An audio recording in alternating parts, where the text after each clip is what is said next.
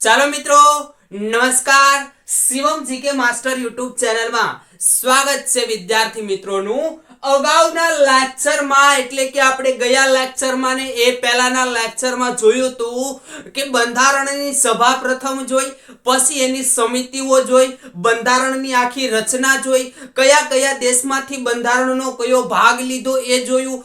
ત્યારબાદ મિત્રો આપણે આપણું રાષ્ટ્રીય પ્રતીક જોયું, આપણો ઝંડા વિશે સંપૂર્ણ માહિતી જોઈ, રાષ્ટ્રીય પ્રાણી, પક્ષી, ફૂલ એના વિશે સંપૂર્ણ માહિતી મેળવી, મૂળભૂત ફરજો, મૂળભૂત હક અને માર્ગદર્શક સિદ્ધાંતો આટલું આપણે જોયું હતું.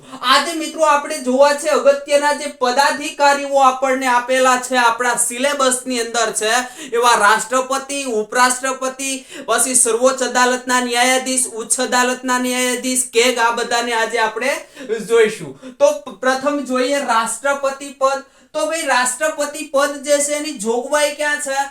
બંધારણની કલમ 52 ની અંદર એની જોગવાઈ છે કે દેશમાં રાષ્ટ્રપતિનું પદ, બરાબર. તો આ જે છે બંધારણનો અનુચ્છેદ 52 મુજબ રાષ્ટ્રપતિ જે છે એની નિમણૂક થાય છે અને ચૂંટણી કરવામાં આવે છે. તો જુઓ તો સર્વોચ્ચ બંધારણીય વડા એટલે કે દેશના મોટામાં મોટા સર્વોચ્ચ બંધારણીય વડા હોય તો કોણ છે? તો કે ભાઈ રાષ્ટ્રપતિ છે. પછી કાયદાકીય વડા હોય તો પણ રાષ્ટ્રપતિ છે.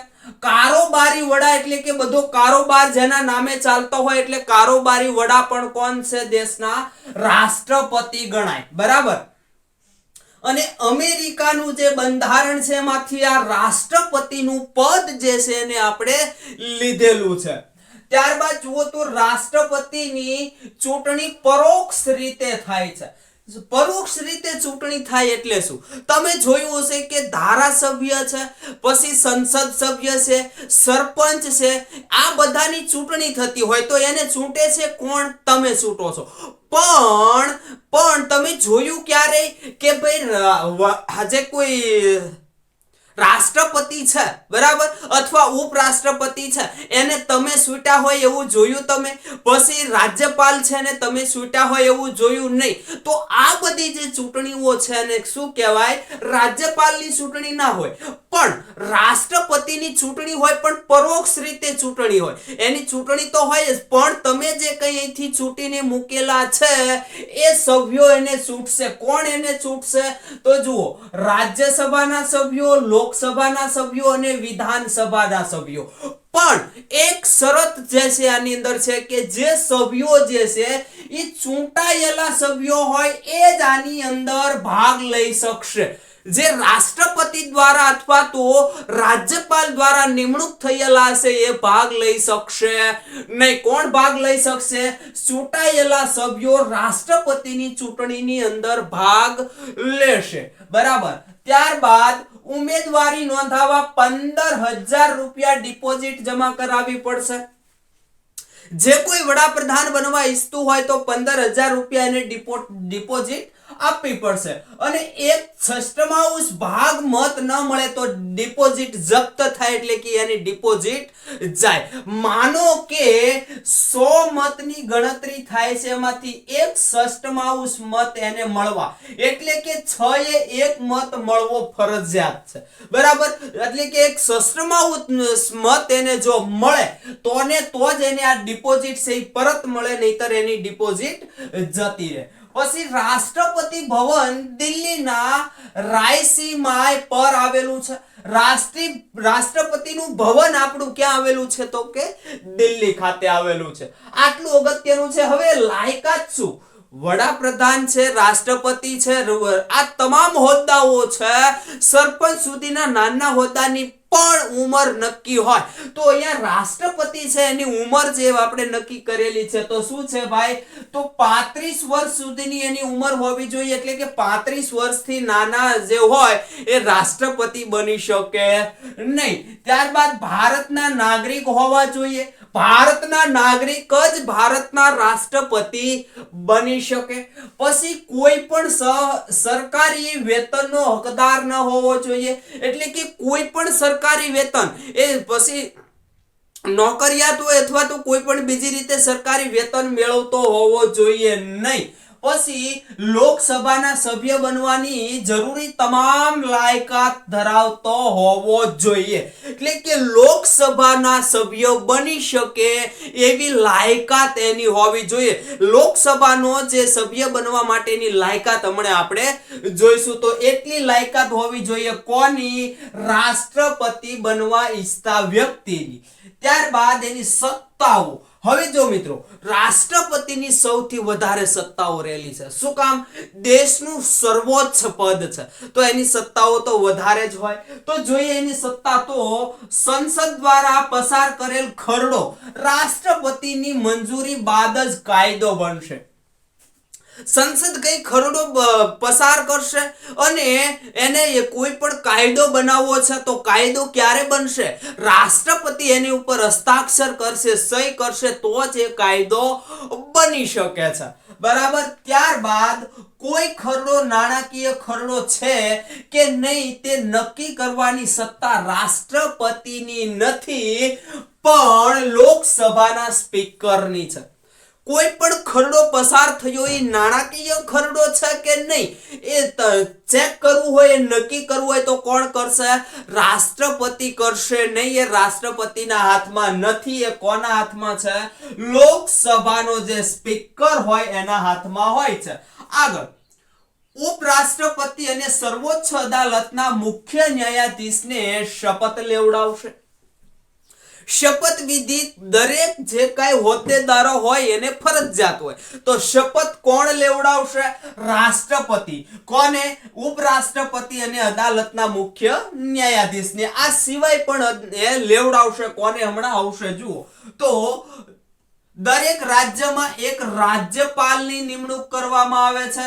પછી સર્વોચ્ચ અદાલતના ન્યાયાધીશ, ઉચ્ચ અદાલતના ન્યાયાધીશ એટલે મુખ્ય ન્યાયાધીશ, બરોબર. યુપીએસસી ના ચેરમેન, પછી અન્ય સભ્યો, યુપીએસસી ના અન્ય સભ્યો, attorney general, controller and coordinator general એટલે કે જેને કેગ કહી છે એની નિમણૂક કરશે. કોણ કરશે? રાષ્ટ્રપતિ. પછી સર્વોચ્ચ અદાલતના મુખ્ય ન્યાયાધીશની મદદથી સર્વોચ્ચ અદાલતના અન્ય ન્યાયાધીશોની નિમણૂક કરશે.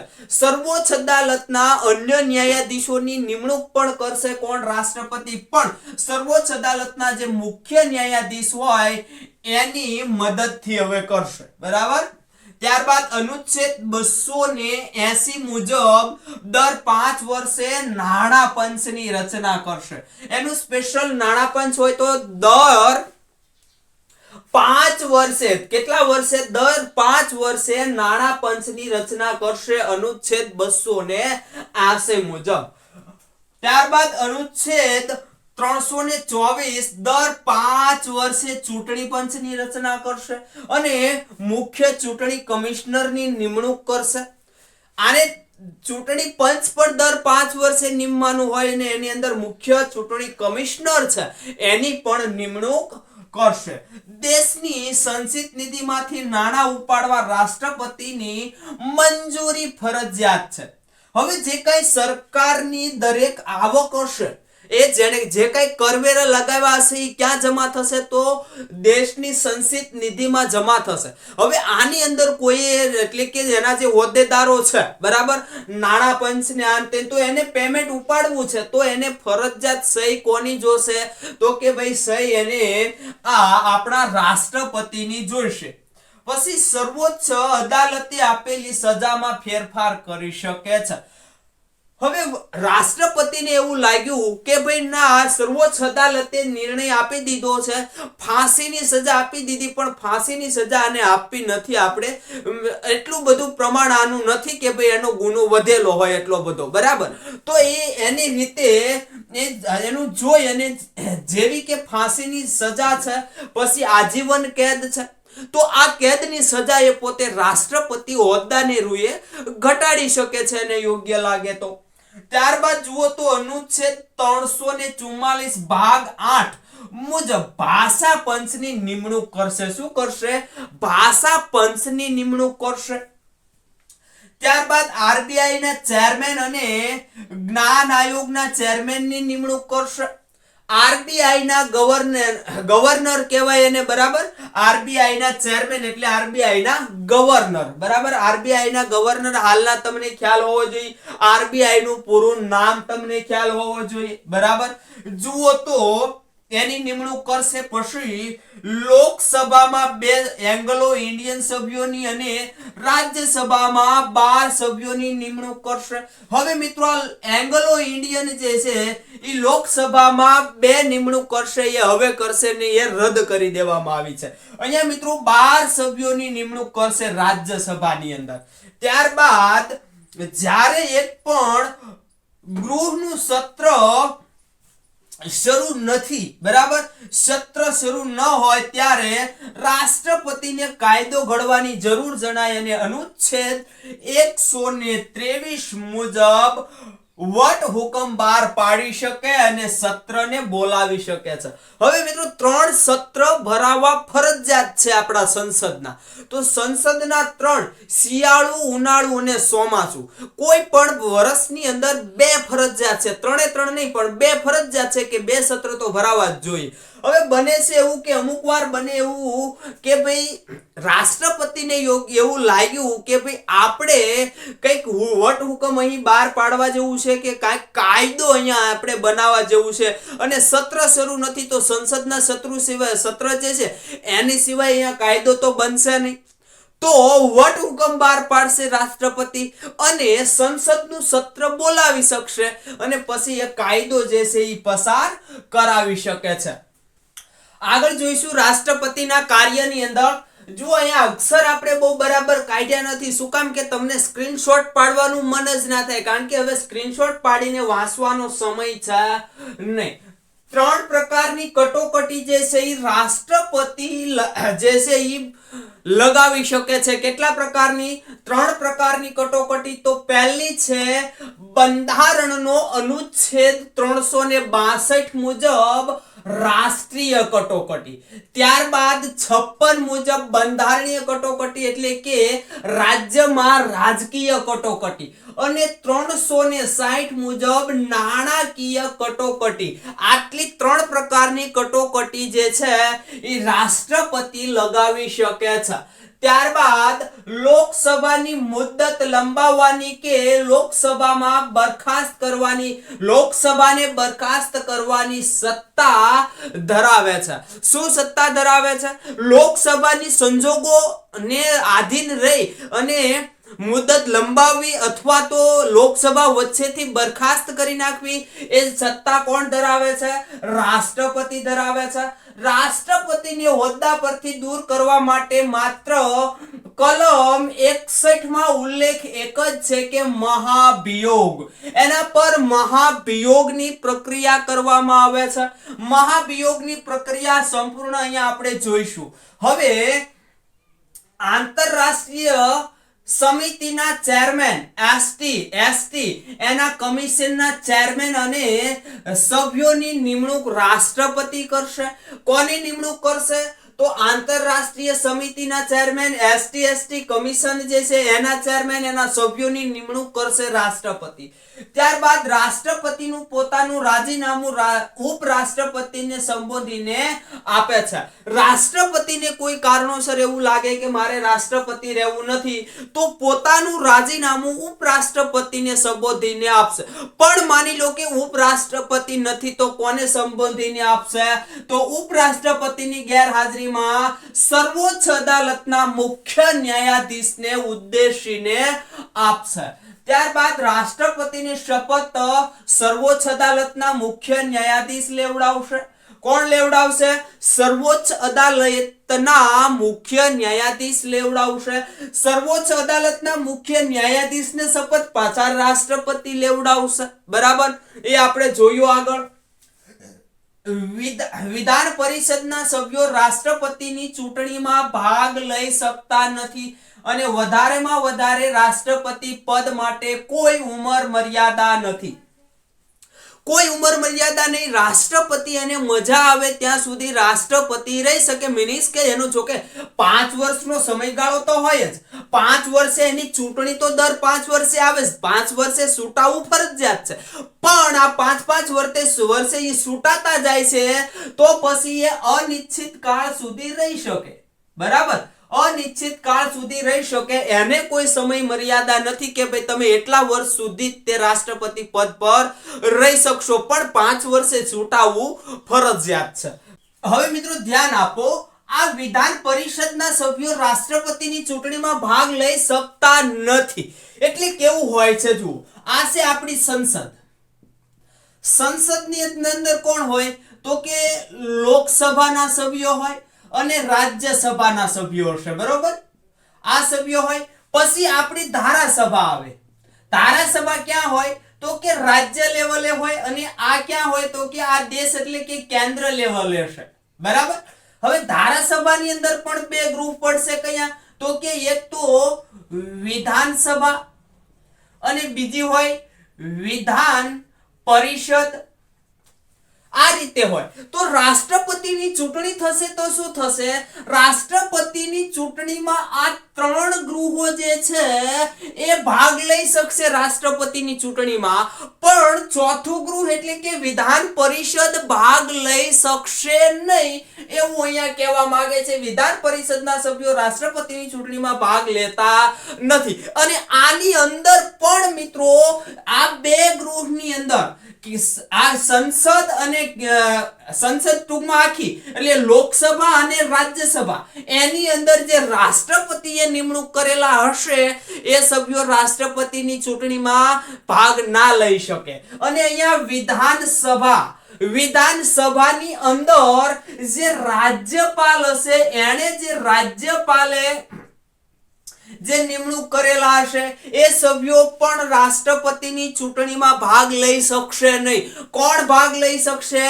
માત્ર ચૂંટાયેલા સભ્યો. આ ચૂંટાયેલા જે સભ્યો હશે, ચૂંટાયેલા સભ્યો એ જ ભાગ લઈ શકશે 3 ગૃહમાંથી.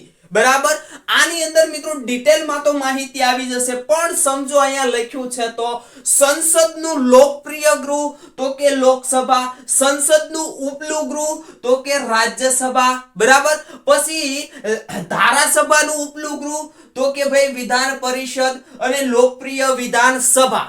કારણ કે આ સભ્યોની ડાયરેક્ટ ચૂંટણી થાય છે. લોકસભાના સભ્યો અને વિધાનસભાના સભ્યો એટલે કે આપણે એને ધારાસભ્યો કહીએ છીએ. બરાબર, તો એની ડાયરેક્ટ આપણે ચૂંટણી કરીએ છીએ એટલે લોકપ્રિય છે. ઉપલું ગૃહ સંસદનું, રાજ્યસભા જે છે એની ચૂંટણી જે છે એ લોકો દ્વારા થતી નથી. બરાબર, અને એની જેમ વિધાન પરિષદના સભ્યો હોય એની પણ નથી થતી. હવે આની અંદર મિત્રો આપણે ડિટેલ હમણાં આવી જવાની છે. હવે જોઈએ મહાભિયોગ. રાષ્ટ્રપતિ પદ સંસદ જે છે એને નથી ગમતું કે ભાઈ એ કંઈક અવારનવાર અન્યાય કરે છે તો શું કરે? તો એને પદ ભ્રષ્ટ કરવા છે. એક જ રસ્તો આપણે જોયો શું કે કલમ 61 માં આપેલું છે, બંધારણની કલમ અથવા અનુચ્છેદ 61 માં આપેલું છે કે મહાભિયોગ. તો મહાભિયોગ કઈ રીતે કરી શકાય રાષ્ટ્રપતિ ઉપર? તો અનુચ્છેદ 61 મુજબ મહાભિયોગ પસાર કરવામાં આવે છે, અને મહાભિયોગ પ્રસ્તાવ સંસદના કોઈ પણ ગૃહમાં લાવી શકાય. સંસદના એટલે આ 2 ગૃહો આવશે, લોકસભા અને રાજ્યસભા. બંને માલી કોઈ પણ ગૃહની અંદર આપણે અહીંયા મહાભિયોગનો પ્રસ્તાવ લાવી શકીએ. બરાબર, હવે એના માટે એક નિયમ છે, 14 દિવસ અગાઉ તેની કાર્યવાહી કરવાની. રાષ્ટ્રપતિને 14 દિવસ અગાઉ જાણ કરવી ફરજિયાત છે. બરાબર, અને આના સભ્યો છે, માનો કે રાજ્યસભા, અને તો એના 1/4 સભ્યો છે એની સંમતિ કરી શકાય, સંમતિથી કરી શકાય, એટલે કે સંમતિ જરૂરી છે. પછી આની અંદર 100 સભ્યો છે, અને 100 માંથી 10 સભ્યો એમ કે ભાઈ રાષ્ટ્રપતિ પર મહાભિયોગ કરવો તો ચાલશે નહીં, સંમતિ કેટલી જોશે? 1/4 એટલે કે 125 સભ્યો જોશે, બરાબર?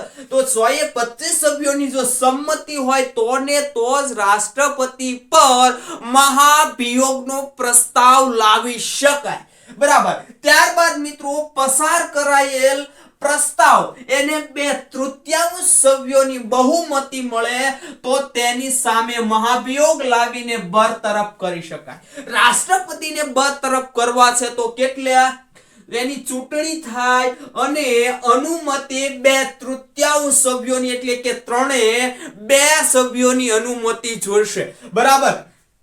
150 સભ્યો હશે તો 150 માંથી 100 સભ્યોની અનુમતિ હશે તો મહાભિયોગ પ્રક્રિયા જે છે પસાર થશે અને રાષ્ટ્રપતિ પદને બરખાસ્ત કરવામાં આવશે.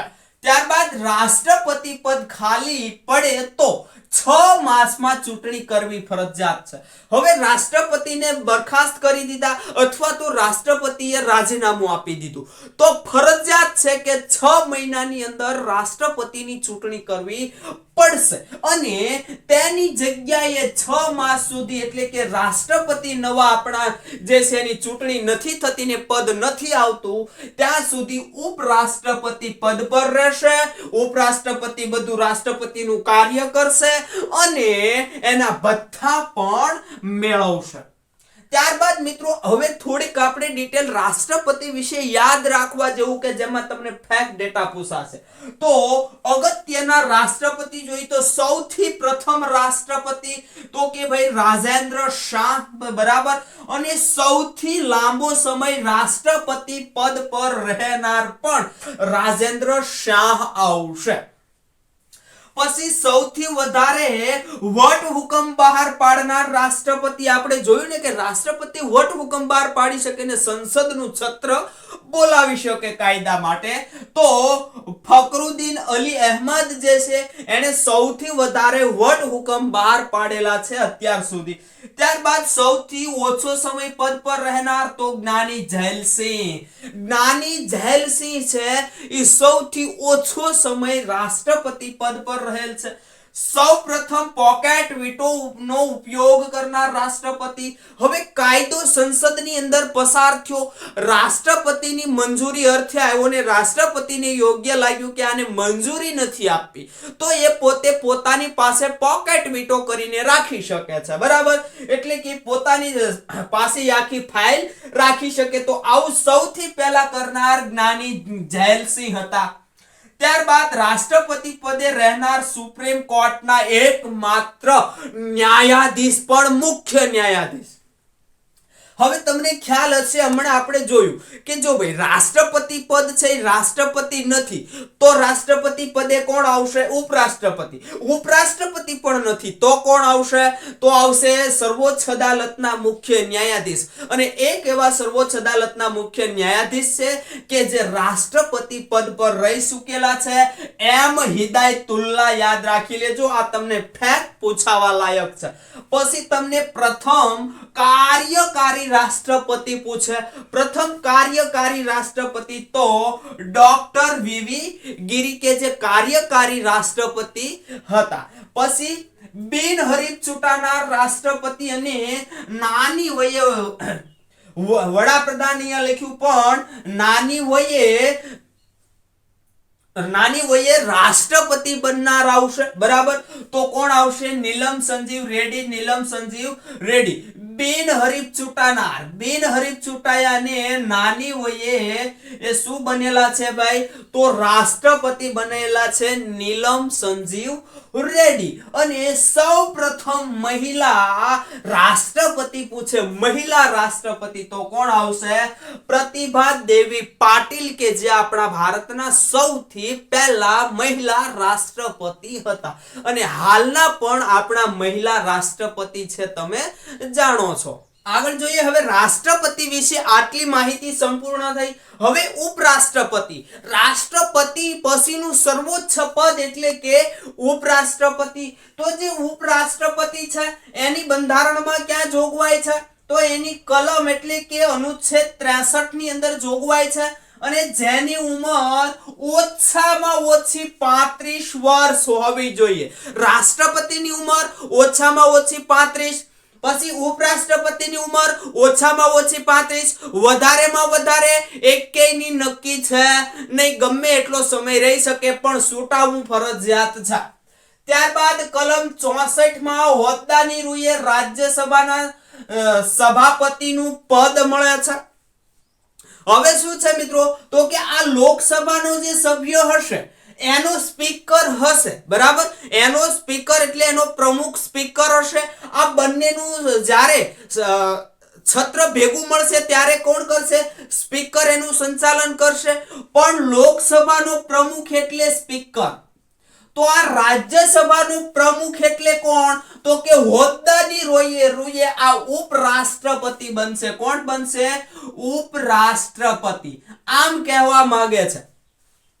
ત્યારબાદ તમે જુઓ તો લોકસભા અને રાજ્યસભાના સભ્યો દ્વારા ગુપ્ત મતદાન થાય છે. કેવું મતદાન થશે?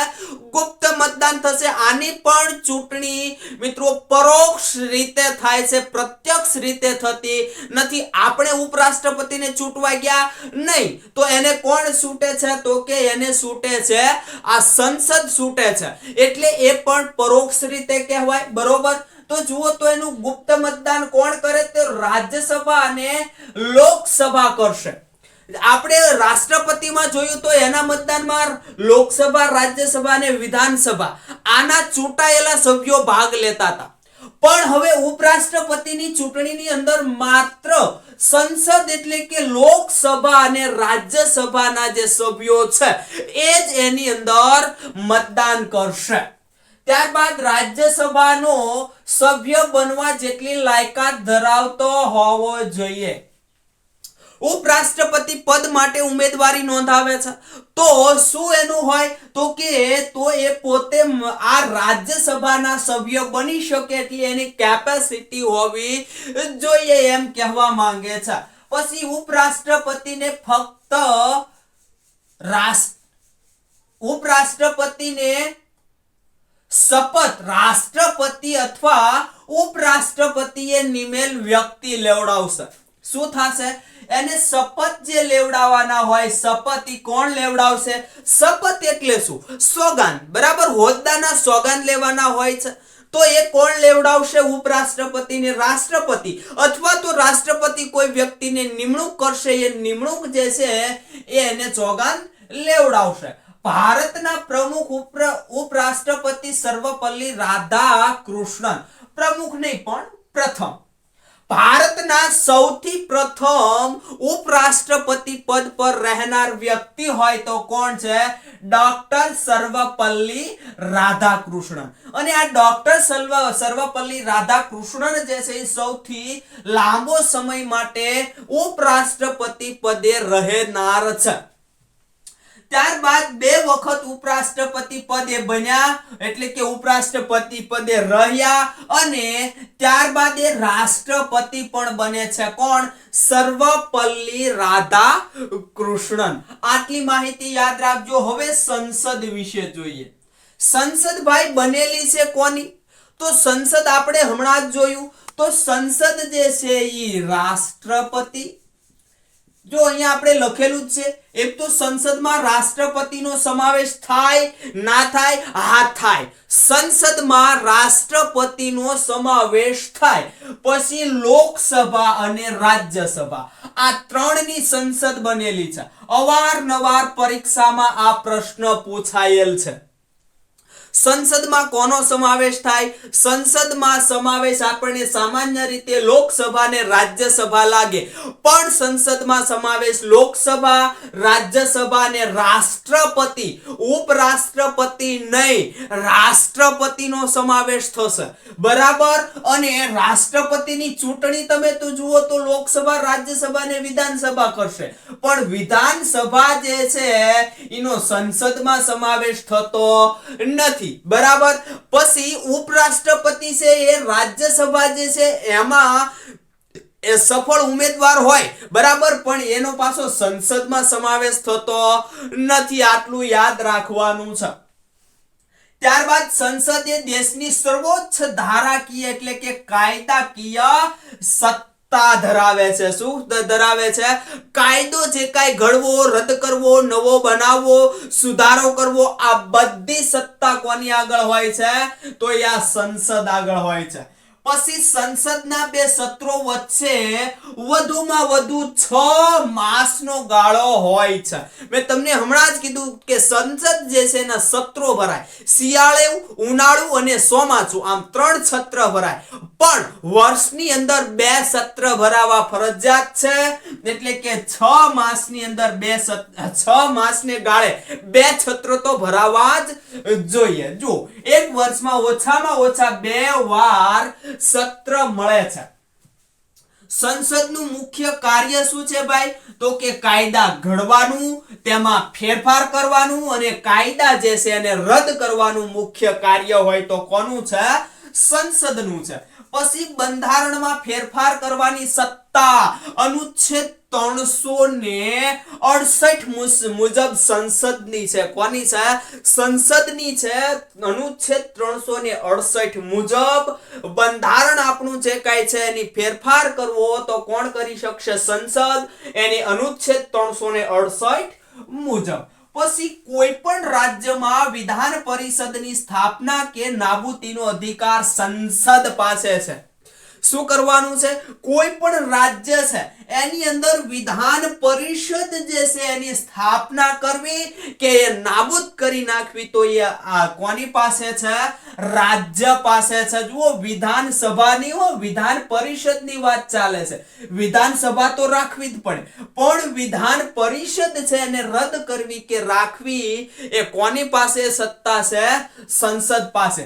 અને મિત્રો તમને ખ્યાલ હોય તો વિધાન પરિષદ ધરાવતા 6 રાજ્યો આપણી પાસે છે. કયા કયા તમને ખ્યાલ હોય તો કોમેન્ટની અંદર જણાવો, અગાઉ હું તમને કહી દઈશ. પછી કોઈ પણ રાજ્યમાં શાસન કટોકટીના સમયે લંબાવવું કે નહીં તે સત્તા સંસદ પાસે છે. કોઈ પણ રાજ્યની અંદર ક્યારેક એવું બન્યું કે ભાઈ ત્યાં રાષ્ટ્રીય કટોકટી લાગી, બરાબર, રાજકીય કટોકટી, રાષ્ટ્રીય કટોકટી.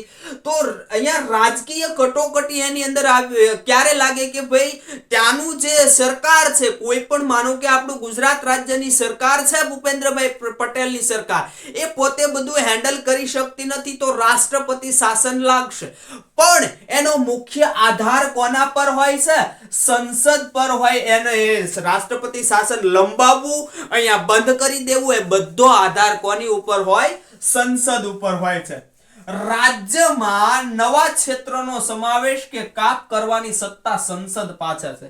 રાજ્ય છે, ગુજરાત રાજ્ય છે, તો ગુજરાત રાજ્ય છે એના માટે માનો કે આપણે મહાગુજરાત આંદોલન થયું ત્યારે શું થયું હતું? તો કે આપણું જે સૌરાષ્ટ્ર હતું એને ક્યાં ભેળવી દેવાયું હતું? ટૂંકમાં જે તળ ગુજરાત ને એ બધું આપણે મહારાષ્ટ્રની અંદર ભેળવી દેવાયું હતું. તો મિત્રો આની અંદર એવું બને કે આખી જે આની લડત હોય એ સંસદ સિવાય થાય નહીં. સંસદ એને મંજૂરી આપે, એનો ભાગ કોઈ પણ રાજ્યનો છે, ચાલો કે વલસાડ આપણું છેલ્લું રાજ્યનો છેલ્લો જિલ્લો છે, તો આ જિલ્લો છે એ ત્યાંથી કદાચ એને કાપીને મહારાષ્ટ્રને આપી દેવો છે તો એ કોણ કરી શકશે? સંસદ કરી શકશે. પણ મહારાષ્ટ્રમાંથી કોઈ જિલ્લો છે આપણા ગુજરાતની અંદર જોડી દેવો છે તો કોણ કરી શકશે? સંસદ કરી શકશે. એટલે કે આજે કાર્ય કોનું છે? સંસદનું છે. ત્યારબાદ કોઈ પણ રાજ્યને મંજૂરી મેળવ્યા સિવાય 60 દિવસ ગેરહાજર રહે તો સભ્ય પદ રદ કરવામાં આવશે. શેની? કોઈ પણ હોદ્દેદાર છે, આ સંસદ છે, લોકસભા, રાજ્યસભા, એના સભ્ય જે છે, કોઈ પણ ગૃહ, કોનો?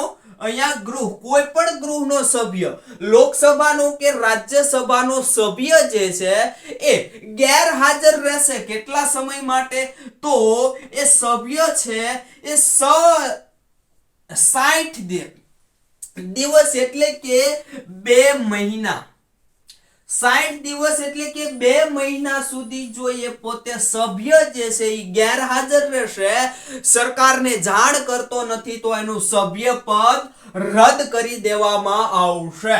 ત્યારબાદ સંસદની 100 વિષયો પર કાયદો ઘડવાની કે ફેરફાર કરવાની કે રદ કરવાની સત્તા છે. સંસદ પાસે હાલ કેટલી છે? 100 વિષયો પર એ પોતે સંસદ જે છે એ કાયદો ઘડી શકે, રદ કરી શકે કે કાયદામાં ફેરફાર કરી શકે છે. પરંતુ કટોકટીના સમયે એની પાસે 61 વિષયો સંસદ પાસે રહે છે અને બાકીના જે વિષયો છે એ ક્યાં જતા રહે છે? રાષ્ટ્રપ્રમુખ પાસે જતા રહે છે. દેશની નાણાકીય બાબતો પર સંપૂર્ણ અંકુશ સંસદનો હોય છે. નાણાકીય બાબત જે છે એનો અંકુશ સંસદ રાખતી હોય છે. મંજૂરી સિવાય કોઈ પણ પ્રકારના કરવેરા લઈ શકાય નહીં. સરકારને કરવેરા લેવા છે તો હંમેશા સંસદની મંજૂરી જોશે તો જ એ કરવેરા લગાવી શકશે. પણ ક્યાં? તો કે આ જે એના 100 વિષયો છે એ એના અંડરમાં છે, સંસદના અંડરમાં. રાજ્ય વિષય યાદીની અંદર પણ હોય, સંયુક્ત યાદીની અંદર હોય. સંયુક્ત યાદીની અંદર કાયદો બનાવે કે ભાઈ ચાલો રાજ્ય સરકાર કાયદો બનાવે અને કેન્દ્ર સરકાર બંને કાયદો બનાવે, તો મંજૂર કોનો રહેશે? તો હંમેશા કેન્દ્રનો જે કાયદો છે એ રહેશે. પછી બજેટ મંજૂર કે ના મંજૂર કરવાનો અધિકાર ધરાવે છે કોણ? સંસદ. સંસદ છે એ બજેટ અહીંથી ગયું એને મંજૂર કરવું કે ના મંજૂર કરવું એ સંસદ જે છે એ એનો અધિકાર ધરાવે છે. અને જો સંસદ બજેટને ના મંજૂર કરે તો પછી સરકારે રાજીનામું આપી દેવું પડશે. ત્યારબાદ મહાભિયોગની પ્રક્રિયા કરવાની સત્તા એકમાત્ર સંસદને જ છે. મહાભિયોગની પ્રક્રિયા કોના પર થાય? માત્ર રાષ્ટ્રપતિ પદ પર થાય. બરાબર. પછી એના સિવાય ઉપરાષ્ટ્રપતિ છે, પછી સર્વોચ્ચ અદાલતના ન્યાયાધીશ છે, ઉચ્ચ અદાલતના ન્યાયાધીશ છે. આના પર મહાભિયોગ થાય, પણ એ મહાભિયોગ જેવી પ્રક્રિયા છે, મહાભિયોગની પ્રક્રિયા નહીં. પૂછાય તો યાદ રાખજો. આગળ જોઈએ હવે લોકસભા વિશે જોઈએ. તો લોકસભા તો કે બંધારણની જે કલમ એટલે કે અનુચ્છેદ 81 છે એની અંદર લોકસભા હોવી જોઈએ એવો ઉલ્લેખ કરવામાં આવ્યો છે. તો લોકસભા જે છે એ સંસદનું નીચલું ગૃહ છે. કયું છે? અને બિનકાયમી. નીચલું ગૃહ તો ખરું પણ બિનકાયમી. લોકસભા આપણે જોયું મિત્રો, લોકસભા જે છે બરાબર, તો આ જે સંસદ હોય, સંસદ એનું એક લોકસભા હોય અને બીજું શું હોય? રાજ્યસભા. આ મેં તમને હમણાં સમજાવી દીધું. તો આ જે લોકસભા છે એ નીચલું ગૃહ અને કાયમી ગૃહ છે. પછી રાજ્યસભા છે એ કેવું કહેવાય? ઉપલું ગૃહ કહેવાય. બરાબર. જુઓ અહીંયા શું કીધું છે? લોકસભા સંસદનું નીચલું ગૃહ અને બિનકાયમી. અહીંયા કાયમી નહીં પણ કેવું છે? બિનકાયમી છે. કાયમી ગૃહ કયું હોય? રાજ્યસભા જે છે એ કાયમી ગૃહ હોય. હવે લોકસભા છે ને એ બિનકાયમી કેમ હોય? કે દર 5 વર્ષે એના સભ્યોની ચૂંટણી આવશે. પછી આ વચ્ચેથી જે લોકસભા છે એ કદાચ બરખાસ્ત પણ કરવામાં આવે એટલે બિનકાયમી. બરાબર. હવે જુઓ તો મહત્તમ સભ્ય સંખ્યા 252 સુધી મહત્તમ સભ્ય સંખ્યા 2026 સુધી રાખી શકાશે. એમાં તમે જુઓ તો 543 સભ્યો જે છે એ રાજ્ય અને કેન્દ્ર શાસિત પ્રદેશમાંથી, 2 સભ્યો એંગ્લો ઇન્ડિયન અને 7 સભ્યો પીઓકે એટલે કે પાકિસ્તાન અધિકૃત કાશ્મીર. એમાંથી કેટલા સભ્યો છે? 7 સભ્યો. આમ ટોટલ અત્યારે હાલની અંદર તો 245 જ સભ્યો છે, પણ કરી કેટલા શકાશે? તો 252 સુધી સભ્યો કરી શકાશે. એમાં પણ મિત્રો આ જે 2 એંગ્લો ઇન્ડિયન ની નિમણૂક રાષ્ટ્રપતિ કરતા હતા એ હવે રદ કરી દેવામાં આવેલું છે. જો અહીંયા લખ્યું છે એંગ્લો ઇન્ડિયન સભ્યો રદ કરાયા છે. પછી ચૂંટણી પ્રત્યક્ષ કાર્યકાળ 5 વર્ષ અને લઘુત્તમ ઉંમર 25 વર્ષની હોય છે. લોકસભાનો સભ્યમાં તમારે જો બનવો હોય તો મિત્રો પ્રત્યક્ષ એની ચૂંટણી થાય એટલે કે લોકસભાના સભ્યને આપણે ચૂંટીએ છીએ, સંસદ સભ્યને. બરાબર. પછી કાર્યકાળ કેટલો હોય તો કે 5 વર્ષ માટે એ સંસદ સભ્ય રહી શકે, લોકસભાનો સભ્ય રહી શકે, અને લઘુત્તમ ઉંમર 25 વર્ષની હોવી જોઈએ. આ 25 વર્ષથી ઓછી ઉંમર હોય તો ચૂંટણી લડી શકાશે નહીં. વધારેમાં વધારે ઉંમર ગમે તેટલી ચાલશે.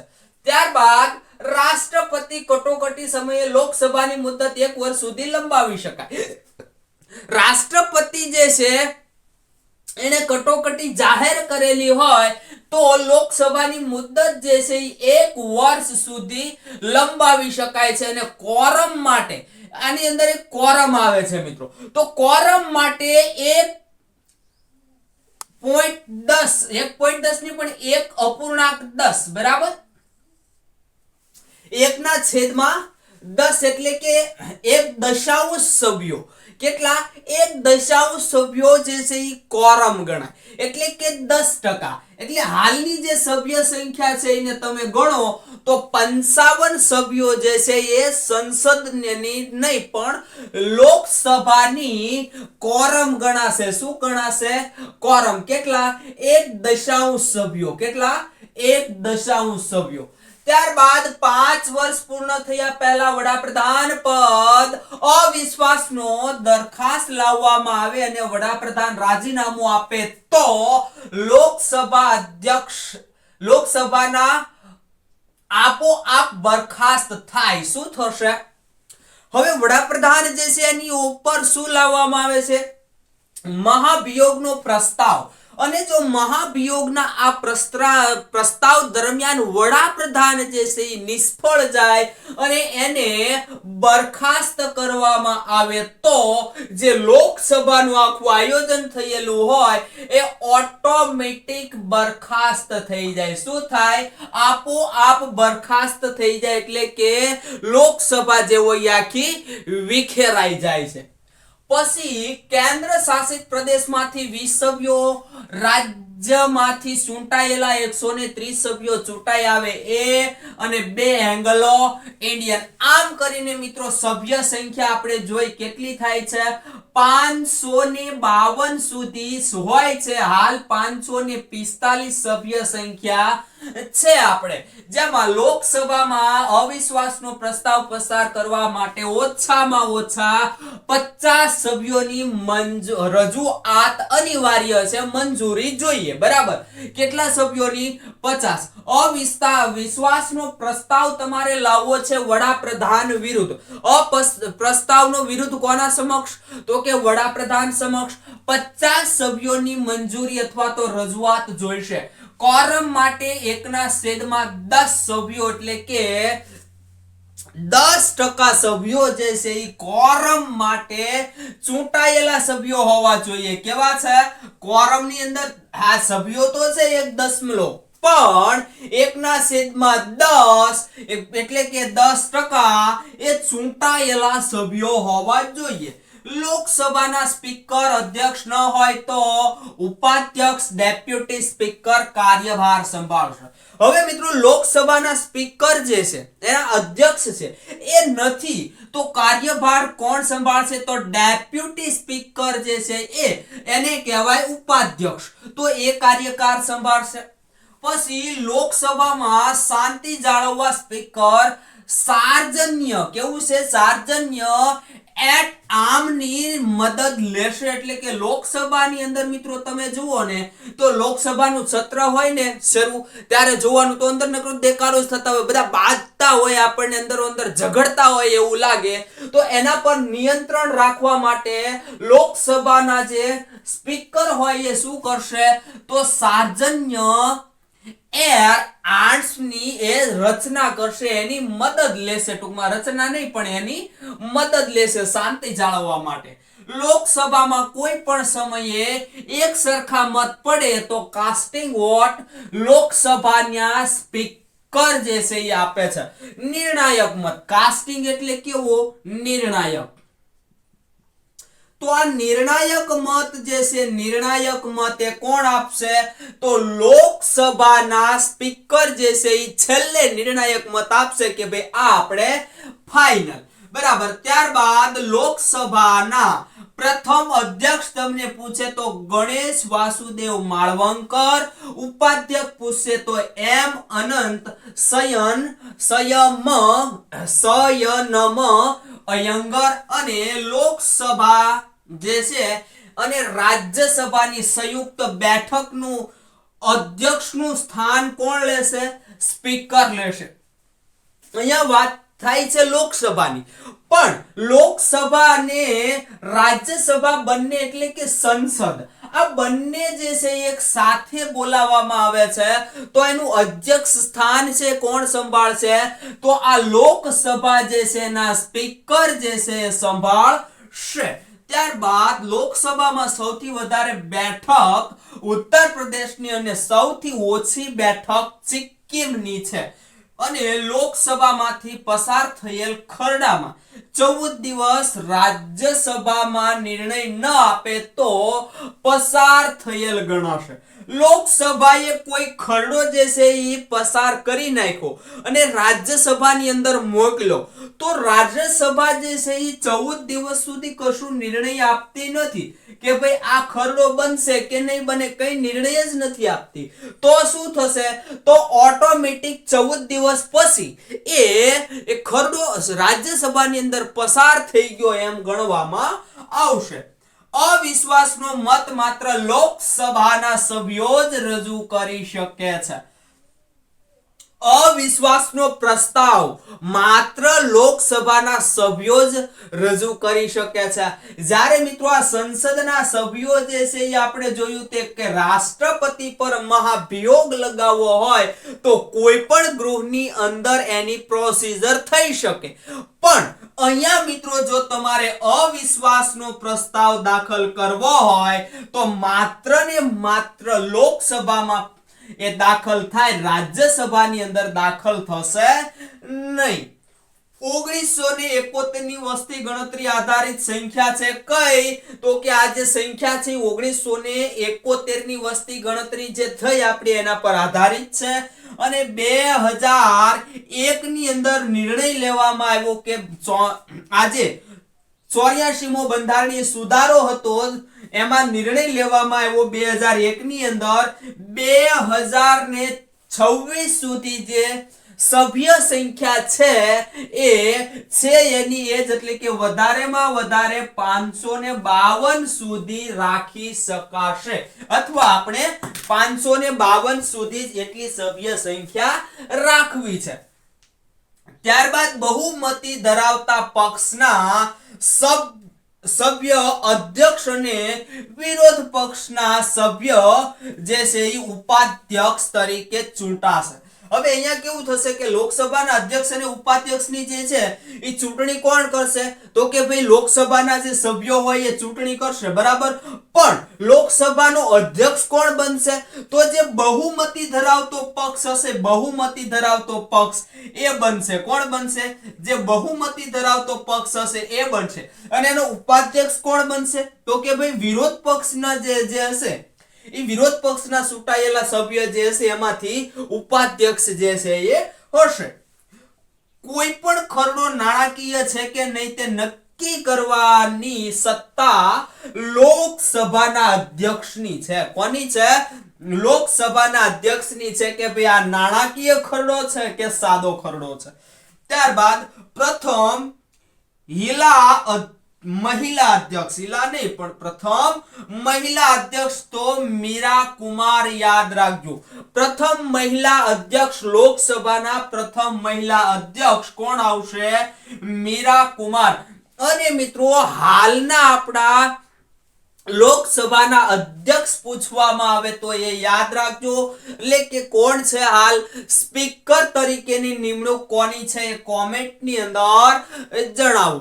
અમિત શાહનું નામ તમને એક આપું છું. કોણ? અમિતભાઈ શાહ. તો આજે અમિતભાઈ શાહ છે એ શું છે એ તમને ખ્યાલ હોવો જોઈએ. મેં આડકતરી રીતે તમને બધું અહીંયા સમજાવી દીધું છે. હવે આગળ જોઈએ રાજ્યસભા. તો રાજ્યસભા છે એની જોગવાઈ કઈ કલમ કયા અનુચ્છેદમાં છે?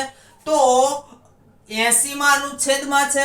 અને સંસદનું ઉપલું ગૃહ અથવા તો કાયમી ગૃહ એટલે કયું ગૃહ તો કે ભાઈ રાજ્યસભા. એને સંસદનું ઉપલું ગૃહ પણ કહેવાય અને સંસદનું કાયમી ગૃહ પણ કહેવાય. એટલે કે આ ગૃહનો ભંગ ના થાય. માનો કે લોકસભા છે બરાબર, તો વડાપ્રધાન રાજીનામું આપી દે એટલે લોકસભા છે એ આખી વિખેરાઈ જશે. તો અહીંયા એવું નથી થવાનું. અહીંયા શું થવાનું છે તો અહીંયા સંસદનું આ જે ગૃહ છે એ યથાવત રહેશે. કારણ શું કામ અહીંયા આવશે હમણાં જુઓ, ધ્યાન આપો. ઉપરાષ્ટ્રપતિ હોદ્દાના રૂએ એના અધ્યક્ષ હોય છે. આ રાજ્યસભાના અધ્યક્ષ કોણ હોય તો કે ઉપરાષ્ટ્રપતિ. હોદ્દાના રૂએ ઉપરાષ્ટ્રપતિ એના અધ્યક્ષ હોય છે. અને મહત્તમ તમને સભ્ય સંખ્યા પૂછે તો 250. કોરમ માટે, કોરમ આપણે લોકસભામાં જોયું હતું કેટલું હતું, 1 બરાબર. તો અહીંયા પણ કેટલું છે 1 એટલે કે 25. અને વર્તમાનની અંદર 245 સભ્ય સંખ્યા છે બરાબર. હવે રાજ્યસભાના સભ્યોનો કાર્યકાળ 6 વર્ષનો હોય. મોટે ભાગે તમે જુઓ તો બીજા જે પંચાયત વિભાગ છે એના 5 વર્ષના હોય. હવે આ જે રાજ્યસભા છે એનો કાર્યકાળ કેટલો છે 6 વર્ષનો. પણ રાજ્યસભાના સભ્યોનો, રાજ્યસભાનો નહીં, લોકસભાનો કાર્યકાળ 5 વર્ષનો હોય અને એનો સભ્યનો પણ 5 વર્ષનો હોય બરાબર, વધારેમાં વધારે. પછી દર 2 વર્ષે 1/3 સભ્યો નિવૃત્ત થાય છે અને નવા ઉમેરાય છે. તેનું વિસર્જન થતું નથી અને એટલે જ આ કાયમી ગૃહ છે બરાબર. હવે આ જે સભ્યો છે એ તમે જુઓ ને તો દર 2 વર્ષે 1/3 સભ્યો નિવૃત્ત થાય અને રાષ્ટ્રપતિ છે પછી એના અમુક જે કઈ ચૂંટણી થતી હોય એના દ્વારા નવા સભ્યો જે છે એ ઉમેરાય છે. મહત્તમ સભ્ય સંખ્યા 250 સભ્યોની જે સભ્યો છે એમાંથી 12 સભ્યોની નિમણૂક રાષ્ટ્રપતિ દ્વારા થાય. કેવા તો કે કલા, સાહિત્ય, વિજ્ઞાન જેવા ક્ષેત્રોમાં જે નિષ્ણાત હશે એની નિમણૂક કરશે રાજ્યસભામાં કોણ, રાષ્ટ્રપતિ. સભ્ય બનવા માટે લઘુત્તમ વય મર્યાદા 30 વર્ષ.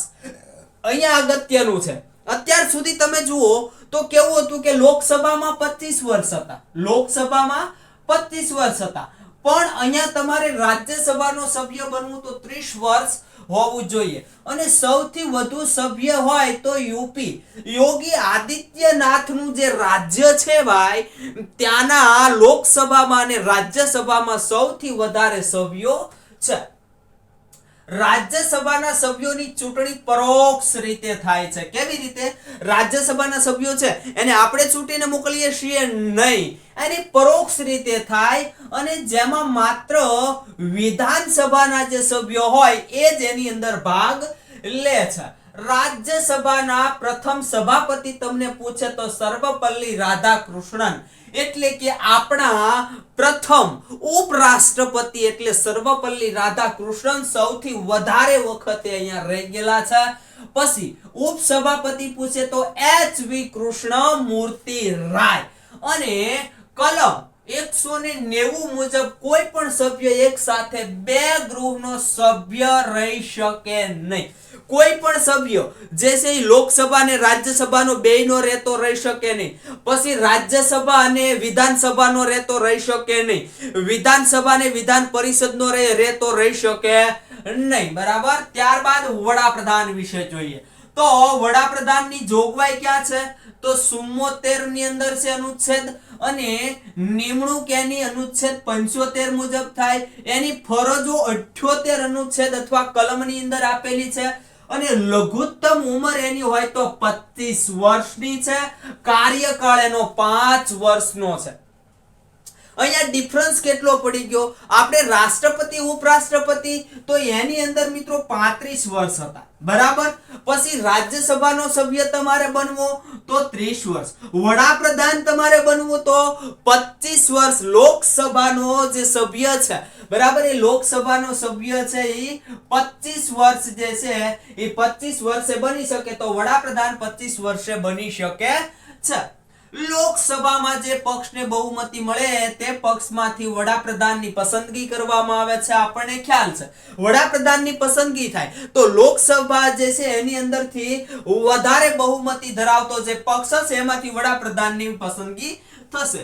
હોદ્દાના શપથ રાષ્ટ્રપતિ લેવડાવશે. વ્યક્તિગત રીતે મંત્રીમંડળ છે એ રાષ્ટ્રપતિને જવાબદાર હોય છે. હવે જો આમાં તમને ખાસ ભૂલાવા લાયક છે, આમાં 3 બાબત યાદ રાખવાની છે. મંત્રીમંડળની રચના રાષ્ટ્રપતિ કરશે, બરાબર? તો એના વડા કોણ હોય ખબર? આ જે મંત્રીમંડળ છે એના વડા તમને પૂછે ને વડા, તો વડાપ્રધાન હોય, બરાબર? પછી મંત્રીમંડળ છે મંડળ, એ વ્યક્તિગત રીતે તમને પૂછે ને તો રાષ્ટ્રપતિને જવાબદાર હોય. અને જો સામૂહિક રીતે પૂછે, સામૂહિક રીતે તો સંસદ નહીં પણ લોકસભાને જવાબદાર હોય. આ રીતે યાદ રાખવાનું છે. જો એના અધ્યક્ષ કોણ હોય, વડા કોણ બની જાય તો કે વડાપ્રધાન બની જાય. પછી મંત્રીમંડળ એક વ્યક્તિગત એટલે એક તો કોને? રાષ્ટ્રપતિને જવાબદાર હોય. સામૂહિક રીતે તો લોકસભાને જવાબદાર હોય. જુઓ અહીંયા ધ્યાન આપો. હોદ્દાના શપથ રાષ્ટ્રપતિ લેવડાવશે. કોને? તો વડાપ્રધાનને. વ્યક્તિગત રીતે મંત્રીમંડળ રાષ્ટ્રપતિને જવાબદાર હોય છે. વ્યક્તિગત રીતની વાત કરવામાં આવે છે. અહીંયા મંત્રીમંડળ નીચે આવશે જ તે અહીંયા, પણ આ તમને એટલે સમજાવવામાં આવે છે કે આ બેનું કોમ્બિનેશન છે અહીંયા, એટલે બરાબર. હવે જુઓ તો હોદ્દાની રૂએ વડાપ્રધાન આયોજન પંચ, રાષ્ટ્રીય વિકાસ પંચ અને નીતિ આયોગના અધ્યક્ષ બને છે. જો સરકાર બહુમતી ગુમાવે તો વડાપ્રધાને રાજીનામું આપવું પડે. સરકાર અમુક વાર એવું બને કે બહુમતી ગુમાવી દે, ભાઈ પોતાના મત હવે ઓછા થવા મળ્યા, તો વડાપ્રધાને ફરજિયાત રાજીનામું આપી દેવું પડે. બહુમતી ધરાવતો પક્ષ હવે શું બનશે? વડાપ્રધાન. 5 વર્ષ પૂર્ણ થાય તે પહેલા જો અવિશ્વાસ દાખલ થાય અને 2/3 બહુમતીથી પસાર થાય આ અવિશ્વાસનો પ્રસ્તાવ, તો વડાપ્રધાને ફરજિયાત રાજીનામું આપવું પડશે. અને જો વડાપ્રધાન રાજીનામું આપે અથવા તો વડાપ્રધાનનું મૃત્યુ થાય તો મંત્રીમંડળ જે આખું એનું રચેલું હોય એ મંત્રીમંડળ વિખેરાઈ જાય અને એની જે સરકાર છે એ પડી ભાંગતી હોય છે. મંત્રીમંડળ વિશે જોઈએ તો જોગવાઈ ક્યાં છે? 74 ની અંદર વડાપ્રધાનની સાથે સાથે વડાપ્રધાન એનો શું હોય? વડા હોય. મેં અહીંયા તમને કહી દીધું. પછી તે રાષ્ટ્રપતિને સહકાર અને સલાહ આપવા રચાયેલું હોય. શું કામ રચાય મંત્રીમંડળ? તો કે વડાપ્રધાન જે કાર્ય કરે એને સહકાર આપવાનો અને એને કઈ ને કઈ સલાહ આપવાની, એટલા માટે આ રચાયેલું હોય. પછી વડાપ્રધાનની સલાહથી મંત્રીમંડળના અન્ય સભ્યોની નિમણૂક થશે. નિમણૂક રાષ્ટ્રપતિ કરશે પણ સલાહ કોની લેશે? વડાપ્રધાનની લેશે. પછી મંત્રીમંડળમાં વડાપ્રધાન સહિત કુલ સભ્ય સંખ્યા લોકસભાના સભ્યોથી 15% થી વધુ હોવી જોઈએ નહીં. લોકસભાની સભ્ય સંખ્યા માનો કે આપણે 100 છે, બરાબર? તો આના 15% એટલે કે 15 સભ્યો રાખી શકાય, પણ 15 થી વધારે હોઈ શકે નહીં. અને એમાં પણ વડાપ્રધાન સહિત 15% થી વધારે મંત્રીમંડળમાં સભ્યો રાખવાના નથી. આવું 91મો બંધારણીય સુધારો 2003 ની અંદર આપણને ઠેરવવામાં આવ્યું છે. મંત્રીઓ રાષ્ટ્રપતિની મરજી હોય ત્યાં સુધી હોદ્દા પર રહી શકે. રાષ્ટ્રપતિ નિમણૂક કરે એટલે રાષ્ટ્રપતિની મરજી હોય ત્યાં સુધી મંત્રીમંડળ જે છે એના મંત્રીઓ રહી શકશે. મંત્રીમંડળ સામૂહિક રીતે લોકસભાને જવાબદાર હોય. જુઓ અહીંયા સામૂહિક રીતે લોકસભાને જવાબદાર હોય છે, બરાબર? પછી મંત્રીમંડળના સભ્યો હોદ્દાના શપથ રાષ્ટ્રપતિ લેવડાવશે. મંત્રીમંડળ જે છે એના સભ્યોને હોદ્દાના શપથ કોણ લેવડાવશે? તો કે ભાઈ મંત્રીને હોદ્દાના શપથ રાષ્ટ્રપતિ જે છે એ લેવડાવશે. અને મંત્રી જે છે એ વ્યક્તિગત રીતે રાષ્ટ્રપતિને જવાબદાર હોય છે. આટલું ખાસ યાદ રાખવાનું છે. એક બીજું મિત્રો યાદ રાખવાનું છે કે આ વડાપ્રધાન છે, વડાપ્રધાનની નિમણૂક કોણ કરે? વડાપ્રધાનની ચૂંટણી તો તમે જોઈ નથી, બરાબર? તો વડાપ્રધાનની નિમણૂક કોણ કરશે? તો વડાપ્રધાનની નિમણૂક કરશે રાષ્ટ્રપતિ. કોણ કરશે? રાષ્ટ્રપતિ કરશે એની નિમણૂક. અને બહુમતી પક્ષ જે ધરાવતો હશે એમાંથી વડાપ્રધાનની નિમણૂક થશે. નિમણૂક કરશે રાષ્ટ્રપતિ, એટલું યાદ રાખવાનું છે. આગળ જોઈએ હવે યાદ રાખવાના વડાપ્રધાનો અથવા યાદ રાખવા જેવા વડાપ્રધાનો. આ મોસ્ટ આઈએમપી છે, બરાબર. જુઓ તો ભારતમાં પ્રથમ લઘુમતી સરકારના વડાપ્રધાન. તમે સામાન્ય રીતે જુઓ, હમણાં જ આપણે જોયું તો બહુમતી ધરાવતા જે પક્ષ હોય એના વડાપ્રધાન બને, પણ અહીંયા લઘુમતી હોવા છતાં પણ વડાપ્રધાન બન્યા હોય તો ચૌધરી શરણસિંહ આવશે. અને વડાપ્રધાન સૌથી પહેલા જવાહરલાલ નહેરુ, જેની શાંતિ ઘાટ સમાધિ આવેલી છે, યાદ રાખજો. એક પણ દિવસ સંસદનો સામનો ન કર્યો હોય તેવા વડાપ્રધાન તો ચૌધરી શરણસિંહ આવશે. અને મિત્રો એટલે જ તમે ધ્યાન આપો કે એ કેવા પક્ષના છે? તો કે એ વિપક્ષના ગણાય, કારણ કે એ બહુમતી નથી ધરાવતા, એમ છતાં વડાપ્રધાન બન્યા. અને કિસાન ઘાટ તેની સમાધિ છે. કાર્યવાહી વડાપ્રધાન, કાર્યવાહી નહીં પણ કાર્યકારી શું છે? ગુલજારીલાલ નંદા છે, એ કાર્યકારી વડાપ્રધાન બનેલા. અને નારાયણ ઘાટ જે છે ત્યાં પોતાની સમાધિ આવેલા છે. કાર્યકારી વડાપ્રધાન કોણ બનેલા? તો ગુલજારીલાલ નંદા. સત્તા પરથી બરતરફ કરવામાં આવ્યા હોય તેવા વડાપ્રધાન તો ઇન્દિરાબેન ગાંધી આવશે. અને પ્રથમ મહિલા વડાપ્રધાન પૂછે તો પણ કોણ આવશે? ઇન્દિરાબેન ગાંધી. નાની વયે વડાપ્રધાન બનનાર તો કે ભાઈ રાજીવ ગાંધી. અને વીરભૂમિ એની શું છે? તો વીરભૂમિ એની સમાધિ છે. અને સૌથી મોટી વયે વડાપ્રધાન બનનાર તો મોરારજી દેસાઈ. કિસાન બિન કોંગ્રેસી મોરારજી દેસાઈ, એટલે કે બિન કોંગ્રેસી પક્ષના જો સૌથી પહેલા વડાપ્રધાન હોય તો કોણ હતા? મોરારજી દેસાઈ. અભય ઘાટ એની સમાધિ આવેલી છે. અને મુદ્દત પૂરી થાય તે પહેલા સ્વેચ્છાએ, કોઈ કારણોસર નહીં, સ્વેચ્છાએ રાજીનામું આપી દેનાર જો વડાપ્રધાન કોઈ હોય તો મોરારજી દેસાઈ આવશે. પછી વિદેશી ભૂમિ પર મૃત્યુ પામનાર તો કે લાલ બહાદુર શાસ્ત્રી. અને કોર્ટે સજા ફરમાવી હોય તેવા વડાપ્રધાન. કોર્ટે એને સજા ફરમાવી છે, વડાપ્રધાન હોવા છતાં કોર્ટે એને સજા ફરમાવી છે, તો એવા વડાપ્રધાન કોણ છે? પીવી નરસિમ્હા રાવ. આ યાદ રાખજો. સૌથી ઓછો સમય પદ પર રહેનાર વડાપ્રધાન પદ પર તો કે અટલ બિહારી વાજપેયી. યુનોમાં હિન્દીમાં ભાષણ કરનાર તો અટલ બિહારી વાજપેયી. હવે નાયબ વડાપ્રધાન વિશે જોઈએ.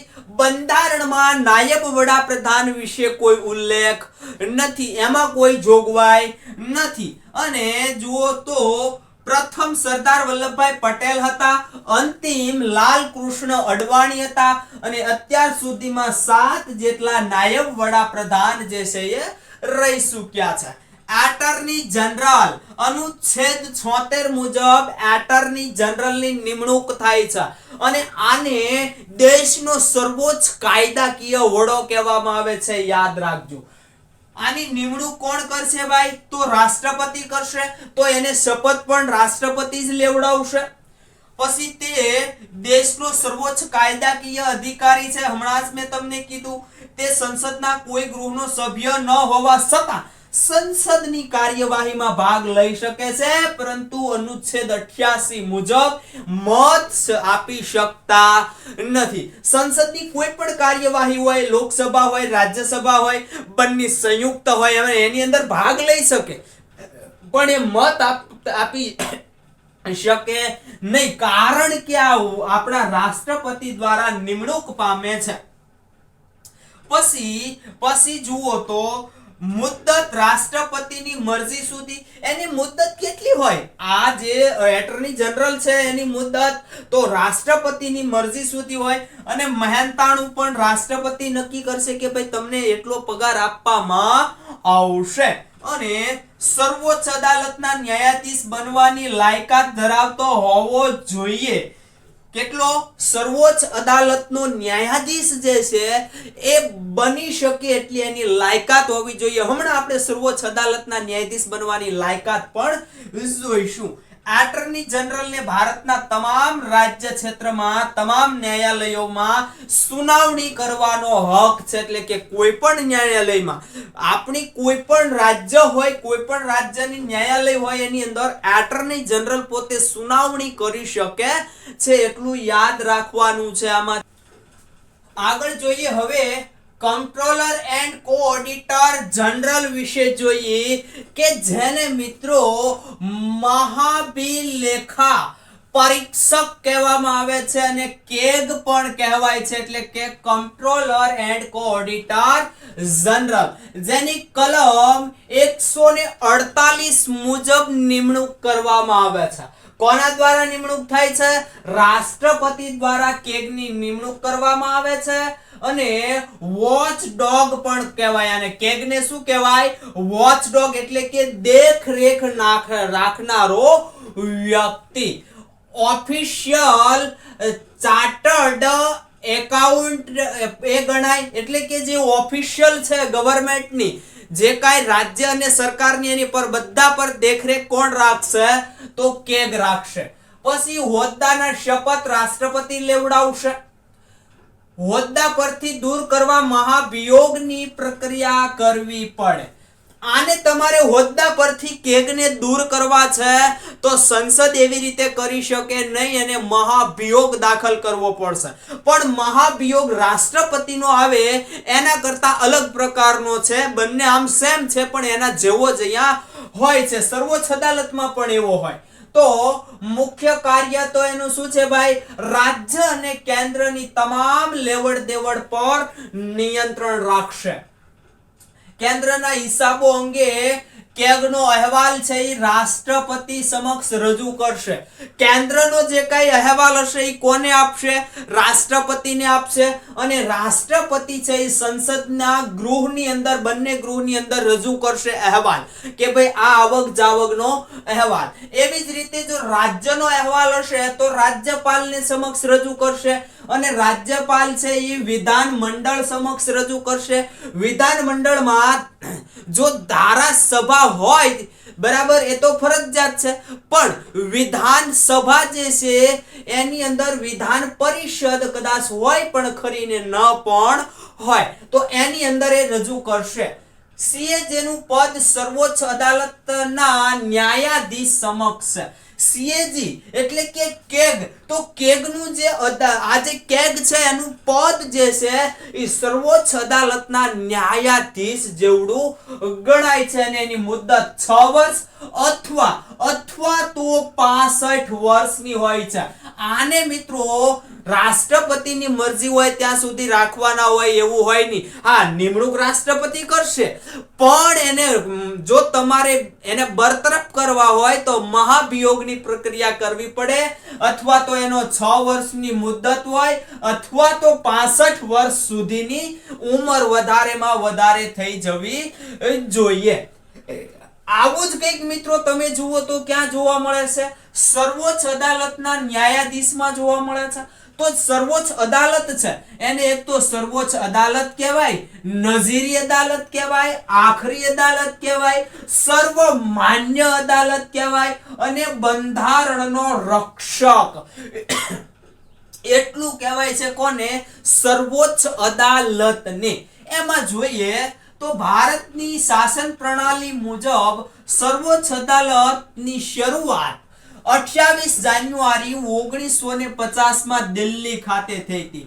સૌ પ્રથમ આપણી જો એટલે ભારત પ્રણાલી છે. આના પહેલા તો જે કઈ અંગ્રેજ સરકારમાં હતી પણ ભારત પ્રણાલી મુજબ જો જોવા જાવ તો સર્વોચ્ચ અદાલત આપણી દિલ્હી ખાતે 28 જાન્યુઆરી 1950 ના રોજ શરૂ થઈ હતી. એને જનની એની અંદર સંખ્યા એ આ જજ છે. શેની? જજની સંખ્યા તમે જુઓ તો એક મુખ્ય જજ અને અન્ય 33 જજ. ટોટલ કેટલા? અન્ય 33 તો ટોટલ કેટલા હોય? 34 જજની સંખ્યા આની અંદર હોય છે હાલ મુજબ.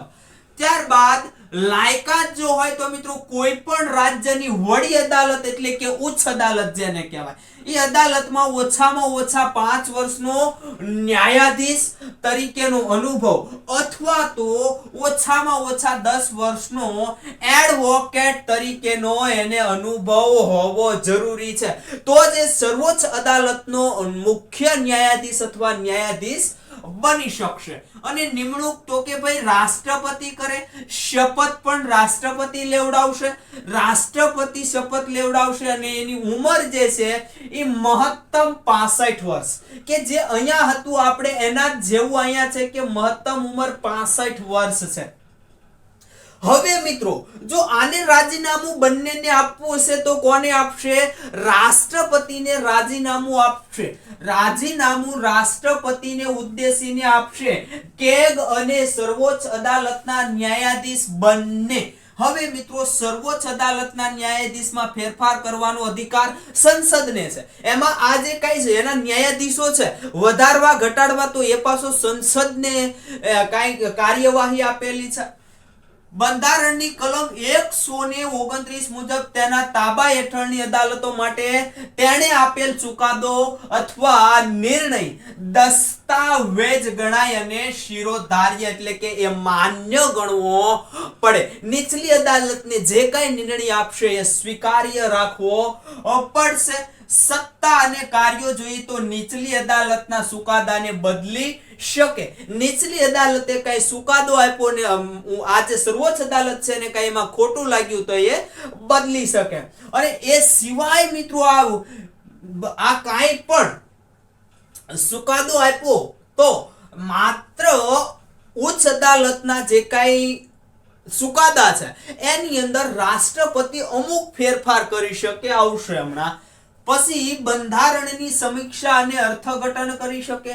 મુખ્ય આપણું બંધારણ છે એની સમીક્ષા કરી શકે, એનું અર્થઘટન એટલે કે આનો અર્થ શું થાય, આનો આ શું નિર્ણય લેવો એ બધું લઈ શકે છે।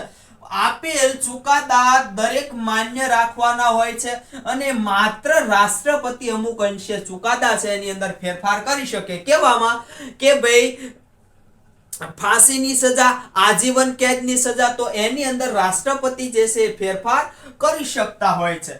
નવા કાયદા અમલમાં ન હોય તેવા નવા કાયદાને અમલમાં મૂકશે કે ભાઈ આ કાયદો અમલમાં નથી તો આપણે હવે એક અમલની અંદર મૂકશે। કોણ મૂકશે? સર્વોચ્ચ અદાલત।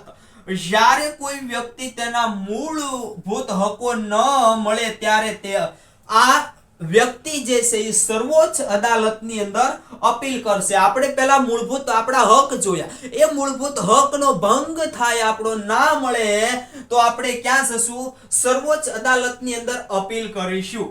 રાષ્ટ્રપતિને શપથ લેવડાવશે। રાષ્ટ્રપતિ તો કે સર્વોચ્ચ અદાલતના ન્યાયાધીશને શપથ લેવડાવશે, સર્વોચ્ચ અદાલતના ન્યાયાધીશ રાષ્ટ્રપતિને શપથ લેવડાવશે, અરસપરસ બરાબર। પણ જે પહેલા હોય તે બીજાને લેવડાવશે, પણ મુખ્ય ન્યાયાધીશને શપથ લેવડાવશે। અન્ય ન્યાયાધીશોની પ્રોસિજર નીચે આપી। મુખ્ય ન્યાયાધીશની સલાહથી અન્ય ન્યાયાધીશોની નિમણૂક રાષ્ટ્રપતિ કરશે, જ્યારે શપથ મુખ્ય ન્યાયાધીશ કરાવશે।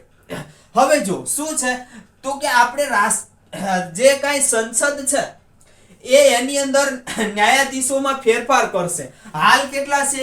એક મુખ્ય અને 33 અન્ય એટલે 34 છે બરાબર। આમાં પહેલા જે ન્યાયાધીશ છે મુખ્ય ન્યાયાધીશ એને શપથ કોણ લેવડાવશે? રાષ્ટ્રપતિ।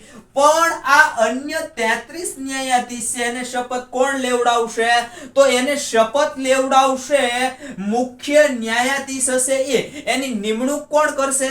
તો મુખ્ય ન્યાયાધીશની સલાહથી રાષ્ટ્રપતિ। આ ભૂલતા નહીં। આ સિવાય મિત્રો હજી ઘણા બધા હોદ્દાઓ આપણે જોવાના છે, પણ એ આવતા લેક્ચરની અંદર જોઈશું। આજે આપણે અહીં સુધી રાખીએ છીએ।